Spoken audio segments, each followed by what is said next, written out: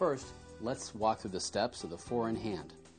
Start with the wide end of the tie on your right and extending a foot below the narrow end.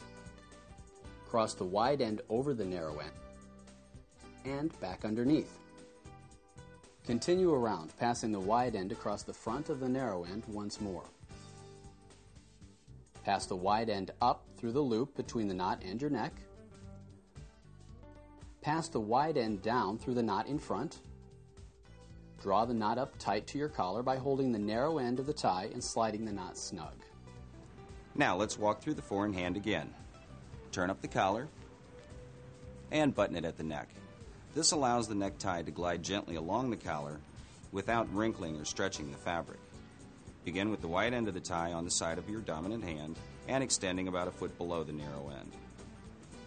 Notice that on most ties, a diagonal seam is about midway on the tie. This is usually a good gauge as to where to make your first cross. Cross the wide end of the tie over the narrow end and back underneath. Bring the wide end over the front and then pass it up between the neck and the knot, holding the loop open with your left finger. Pass the wide end down through the knot.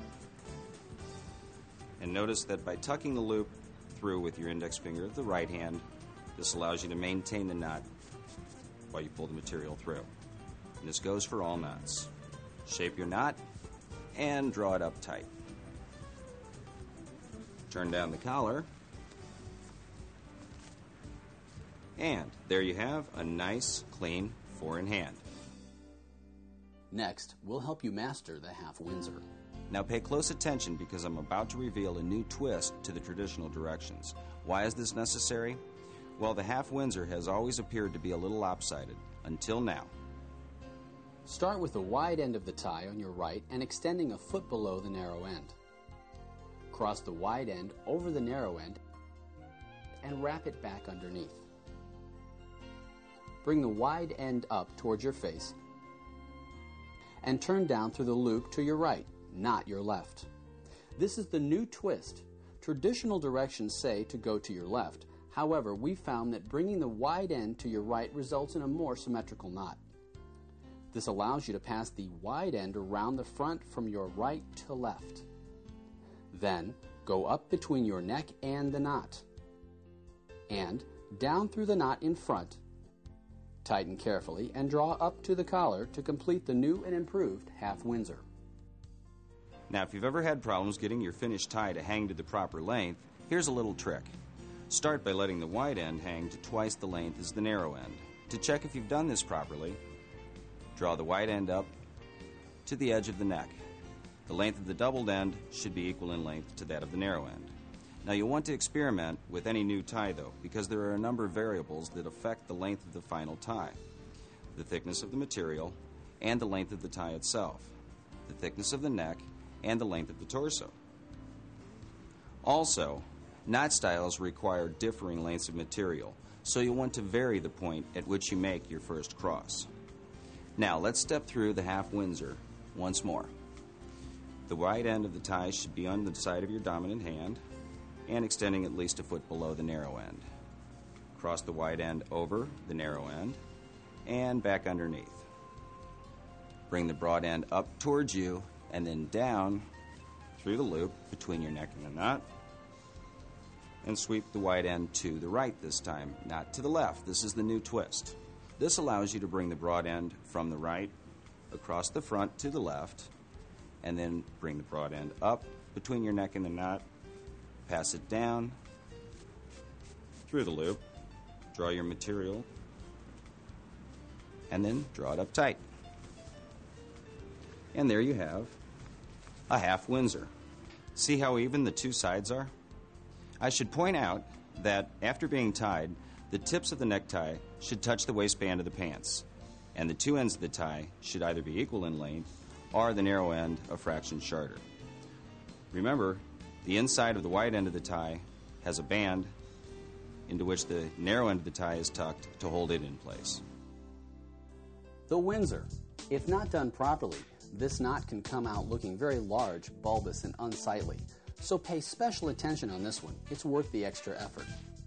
Start with the wide end of the tie on your right and extending a foot below the narrow end. Cross the wide end over the narrow end and bring it up through the loop and down to your left. Next, bring the wide end around behind the narrow end to your right.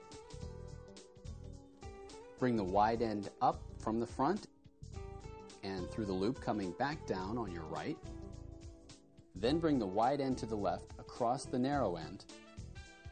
Turn and pass the wide end up through the loop and complete by slipping the tie down through the knot in front, tighten, and draw up comfortably to the collar. Most standard neckties come in lengths from 58 to 60 inches. Taller men, or those of you who choose to wear a Windsor knot, which requires the most length of material, will require a somewhat longer tie. Now, let's step through the Windsor once more, slowly. Take the wide end over the narrow end, and up and around the narrow end on the left, crossing underneath. Bring the wide end up and towards you, down through the loop between your neck and the knot on the right. This forms the V. Now, bring the broad end from the right across the front of the knot to the left, and bring the knot up between your neck and the knot. Tuck it down through the loop in the front of the knot, shape and form, and draw it up. There you have a full Windsor. When properly tied, it should have a nice clean dimple like this. Bow ties. Though you'll occasionally see them worn by the college professor or stock market analyst, bow ties are usually worn at formal engagements with a pleated front shirt. They make a unique fashion statement, and depending upon the setting, they give a man a suave or intellectually professional look. The general rule of thumb is that the bow tie should never be broader than the widest part of the neck and should not extend beyond the outside points of the collar. Start with the end in your left hand, 1.5 inches below that in your right hand. Cross the longer end over the shorter end and pass up through the loop. It's important to make sure the tie is snug against your collar at this point. Form the front loop of the bow by doubling up the right side and placing it across the collar points. Hold this front loop with the thumb and forefinger of your left hand. Drop the long end down over the front. Using your forefinger, push the hanging end of the tie up behind the loop in front and poke the resulting loop through the knot behind the front loop as shown. Even the ends and tighten. It's really not as complicated as it looks. Here, let me show you. Begin with the left side, 1.5 inches longer than the right side. Cross the long side over the short and up underneath. Now, here's a little trick. Tighten at the neck and be sure to even up the two ends. Now, draw the lower portion up and double it over on itself. Now sweep the top end over the front and then poke in from behind. Draw it through. Turn down your collar.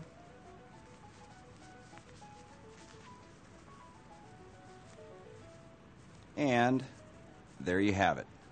A classic statement for your next presentation or formal engagement.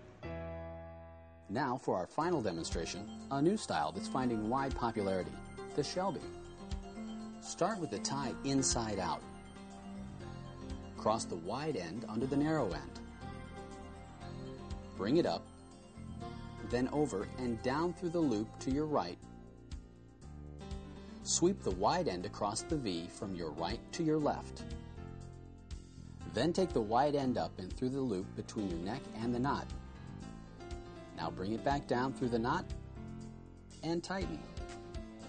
As you may have noticed, the steps involved in tying the Shelby are definitely different, particularly step 1.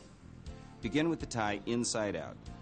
Cross the broad end of the tie under the narrow end and draw the wide end up towards you and down between your neck and the knot. Sweep the broad end to the right. Now, pass the broad end across the front of the tie from right to left. Bring the wide end up between your neck and the knot and down through the loop in the front. Draw your material down, shaping. Drop your knot to the collar. Lower your collar. And there you have the most recent addition to the classic collection of knots, the Shelby. See how nicely it dimples? So far, we've covered the four-in-hand, the half Windsor, the Windsor, the bow tie, and the Shelby.